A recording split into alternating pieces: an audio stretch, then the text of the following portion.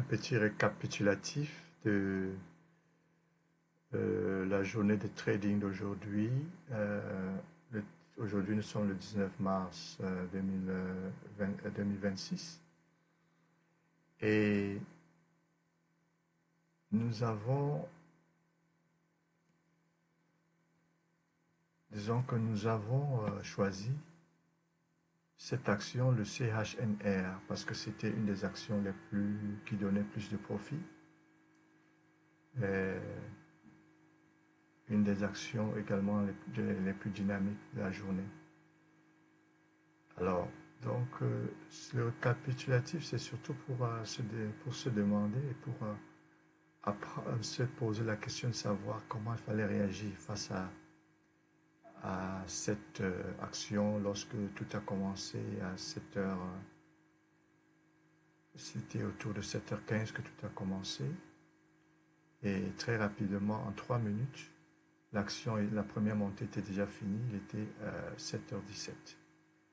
Donc, pour ceux qui étaient attentifs à ce qui se passait, donc, lorsqu'il y a une montée rapide de ce genre, il faut attendre une correction. Et la correction n'a pas tardé.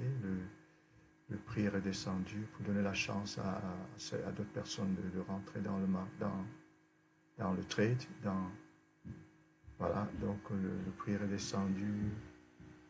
Et donc, le meilleur moment pour entrer dans ce trade, c'était, n'est-ce pas, autour de 7h21. Et c'est ce qu'on appelle en anglais fair value gap, donc la correction pour rentrer autour de 7h21, au moment où le prix se rapproche du SMA 20, donc pour rentrer en espérant que le prix va remonter au premier niveau où il s'est arrêté. Donc pour rentrer là, et puis vous mettez votre stop loss un peu.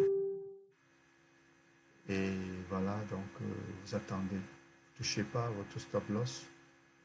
Et voilà, donc le prix, en ce moment-ci, on constate qu'il y a comme une compression. Ok, le prix, il y a une compression. En anglais, on appelle ça sideways. Le prix va un peu avance à la verticale, à l'horizontale. Et voilà, donc vous restez toujours avec le stop loss. Et puis, lorsque le prix remonte, c'est à ce moment que vous pouvez déplacer votre stop loss. Lorsque vous savez que votre objectif visé, c'est que le prix reprenne au moins la hauteur initiale. Donc à ce niveau-ci, vous savez que vous devez déjà déplacer votre stop loss qui est là, vous le déplacez à ce niveau-ci. Et puis, si le prix redescend, eh bien, vous gagnez toute la différence qu'il y a entre l'entrée et l'endroit où votre stop loss a été placé. Donc, ce que je dois aussi dire, c'est que nous sommes sur un graphique de 1 minute et les détails que nous voyons sur le graphique de 1 minute, on ne peut pas le voir sur le graphique de 5 minutes. Vous voyez, je suis maintenant sur le graphique de 5 minutes et on le voit, il n'y a pas suffisamment de détails. Vous voyez, donc c'est ça. Mais c'est aussi possible d'utiliser ce graphique de 5 minutes. Et puis le graphique de 15 minutes n'est pas disponible avant 9h30.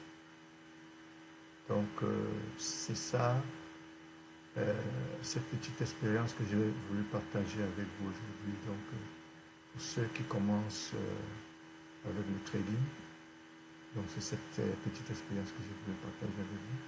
Donc pour avoir tous les détails, il faut aller sur le graphique 1 minute. Voilà. Graphique 1 minute. Voilà. On est au début du décollage, en quelque sorte.